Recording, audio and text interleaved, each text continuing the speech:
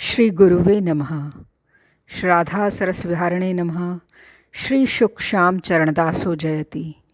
श्री सरस निकुंज पीठाधीश्वर आचार्य श्री श्री अलबेली माधुरी शरण जी महाराज जी के श्री चरण कमलों में दंडवत प्रणाम। जय जय श्री राधे श्याम। जय जय श्री राधे। प्रस्तुत है डॉक्टर अवध बिहारी लाल कपूर द्वारा रचित ग्रंथ ब्रज के भक्त से श्री मौनी बाबा का चरित्र। श्री मौनी बाबा, गहवर वन। 6 जनवरी सन 1977। गहवर वन की एक पहाड़ी का रोमांचक दृश्य। एक बाबा पहाड़ी पर पैर फैलाए बैठे हैं। उनके पैर से आप ही आप अग्नि प्रज्वलित हो उठी है। पैर सूखी लकड़ी की तरह धक धक कर जल रहा है।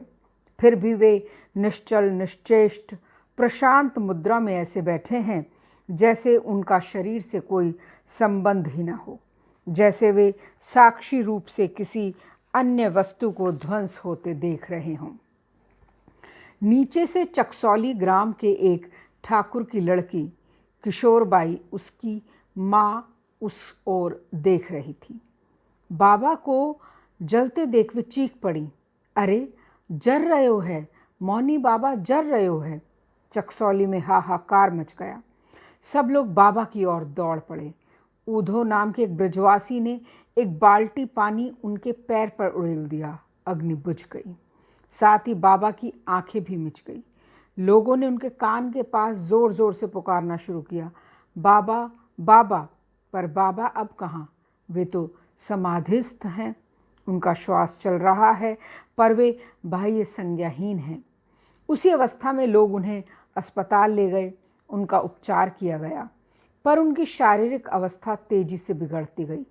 कुछ ही घंटों में उनके प्राण पखेरु हो गए। मौनी बाबा का पंजाबी शरीर था। लाहौर के निकट किसी ग्राम में उनका जन्म हुआ था। वे गौर वर्ण के और लंबे कद के थे। उर्दू और फारसी के विद्वान थे और सीताराम के उपासक थे। युवावस्था में ही घर छोड़कर व्रज चले आए थे। व्रज में मस्त डोला फिरा करते थे। जहाँ कहीं भंडारा होता सुन लेते थे, वहाँ पहुँच जाते थे और छक्कर भोजन करते थे।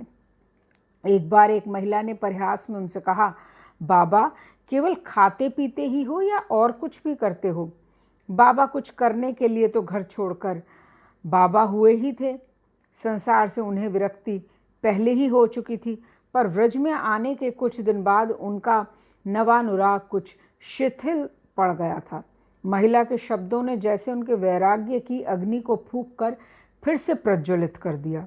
उन्होंने डोलना फिरना बंद कर कठोर वैराग्य के साथ एकांत में भजन करने का निश्चय किया। वे गहवर वन की एक छोटी कुटिया में रहकर भजन करने लगे। कुटिया इतनी छोटी थी कि उसमें वे लेट भर सकते थे। उसी में एक टूटी सी हंडिया जल पात्र के रूप में रखी रहती थी। कभी कभी उसी में एक सर्प भी एक और पड़ा दिख जाया करता था। वो जैसे उनका पूर्व जन्म का कोई संबंधी था या उनकी कुटिया में उनके सत्संग के लिए आया करता था। दूसरे लोग ये देख अचंभित होते थे, पर बाबा के लिए ये कोई असाधारण बात नहीं थी। बाबा साधारणतः मौन रहते थे, केवल ब्रजवासियों से कभी कभी कुछ बात कर लेते थे, इसलिए सब लोग उन्हें मौनी बाबा कहते थे।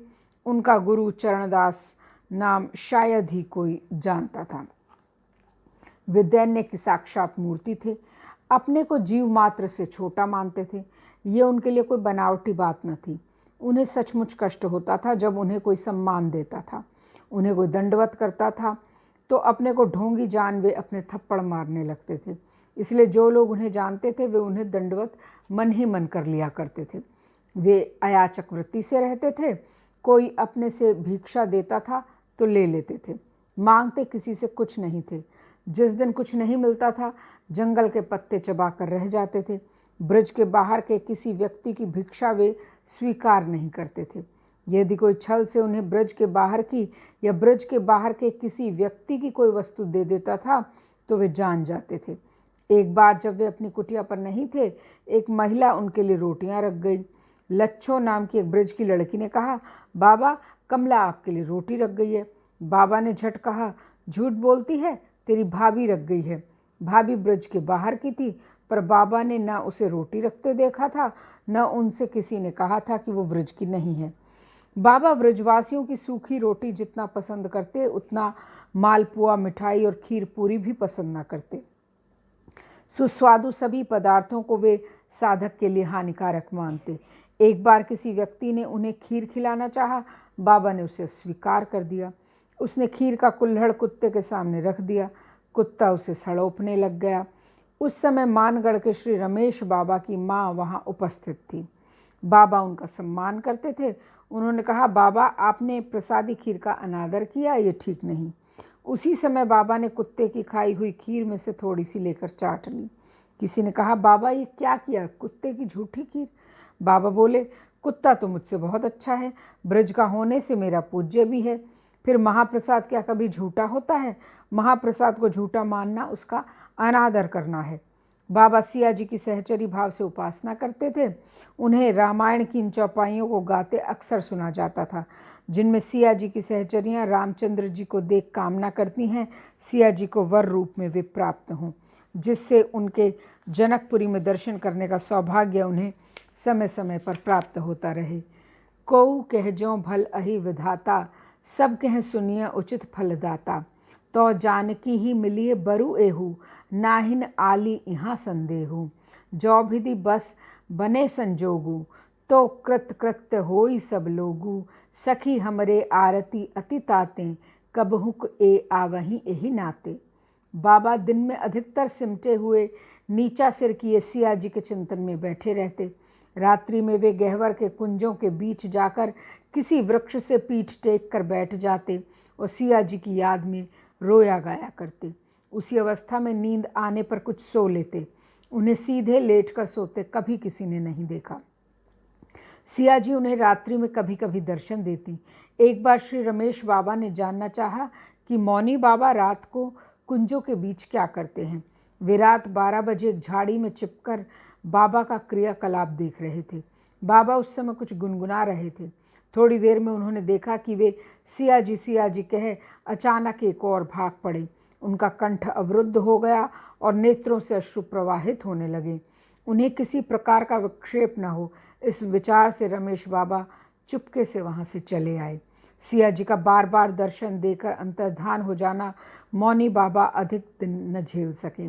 उनका विरह दिन पर दिन बढ़ता गया। विरह के बाद मिलन अवश्यंभावी है।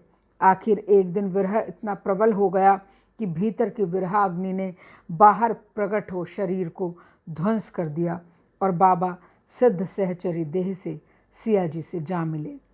श्री राधा सरस बिहारी लाल की जय।